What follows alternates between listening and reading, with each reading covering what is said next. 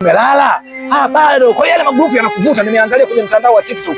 Unakuta usiku kuna kitu kinaitwa TikTok live. Mtu mmoja namwangalia, nilikuwa nimejaribu kuingia, wanapandisha majina mengi, wanayapandisha njoo wanakuita mwanamke. Alafu kijana mmoja nikaona anaongea na yule binti kwamba bwana, angalia ulivyokaa hapo bwana. Kwa nini usiachiachie atakangua hapo Juma nione hata kidogo tu kamguu. Mwanamke anatikisa tu makalio namna hii, onyesha kidogo hata hapo basi. Wanawake wengine ni wenda wazimu mitandaoni, wameshavurugwa, ibilisi ameshawavaa.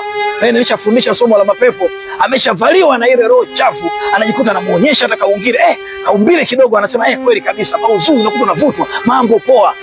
Unaendeleaje? Naendelea vizuri. Kwa unajikuta unatamani, unazidi kuangalia, unavyozidi kuongea naye ndivyo ile roho inavyozidi kukuvaa.